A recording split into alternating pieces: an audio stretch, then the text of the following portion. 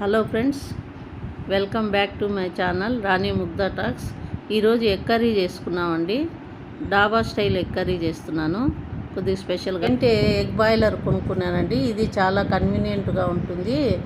నేను ప్రస్తుతానికి 4 ఉడికిస్తున్నాను. దీంట్లో 7 దాకా ఆయిల్ వేసుకున్నాము. 1 స్పూన్ జీలకర్ర వేసుకుంటున్నా. ఒక పెద్ద ఎర్రగడ్డ చిన్న చిన్న ముక్కలు కోసుకోండి. ఇప్పుడు వేసుకున్నాము, ఎర్రగడ్డలు వేసుకున్నాము. ఈ ఎర్రగడ్డ ఫ్రై అయినాక 2 టమాటాలు చిన్న చిన్న ముక్కలు కోసి వేసుకున్నాము. 1 స్పూన్ అల్లం వెల్లిపాయ పేస్ట్. దీనికి కావాల్సిన మసాలా అండి: శనగగింజలు 2 స్పూన్లు, కొబ్బరి 2 స్పూన్లు,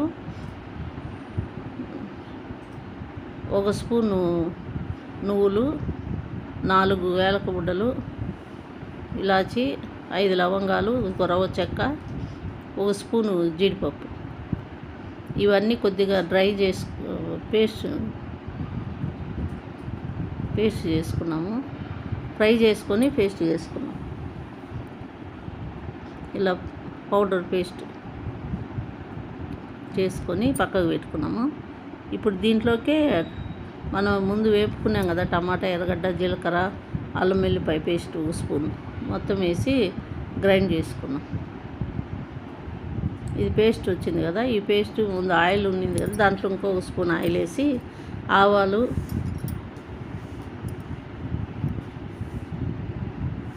బిర్యానీ ఆకు, కరివేపాకు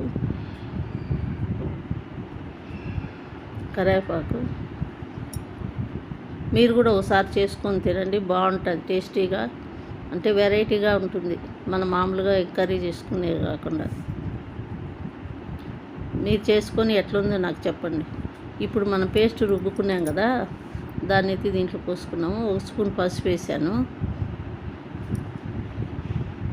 1 స్పూన్ కారం,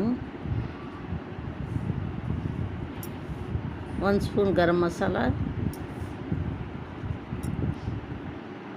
ఇది బాగా ఫ్రై చేసుకోండి. ఫ్రై చేసుకున్నాక కొద్దిగా వాటర్ వేసుకోండి. 1 స్పూన్ సాల్ట్, మళ్ళీ 1 కప్ వాటర్ వేస్తున్నాను. కొద్దిగా లిక్విడ్ లాగా కావాలి కదా అనేసి. ఇది అది ఉడుకుతూ ఉంటుంది. మనం ఎగ్గుకు అన్ని ఘాట్లు పెట్టుకున్నాము. ఈ ఘాట్లు పెట్టుకోవడం వల్ల మన గ్రేవీ, ఉప్పు, కారం అంతా లోపలికి పోయి ఎగ్గు బాగా ఉడుకుతుంది, బాగా టేస్టీగా వస్తుంది. అందుకని ఘాట్లు పెట్టుకోవాలి.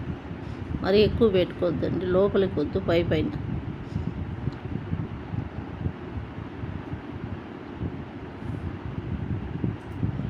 అంటే ఎగ్ లోపలికి పోతే చిదింపోతుంది కదా, ఆ వైట్ వరకు పెట్టుకోండి చాలు.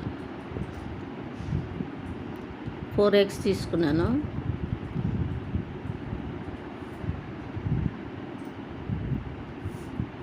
ఎగ్గులన్నీ మెల్లగా ఒక్కొక్కటి వేసేసుకున్నాము.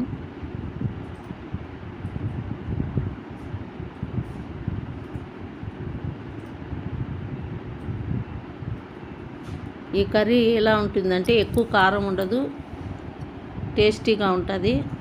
చపాతీలోకి, రోటీలోకి, కర్రీలోకి కూడా బాగుంటుంది. రైస్లోకి కూడా బాగుంటుంది. Thank you for watching.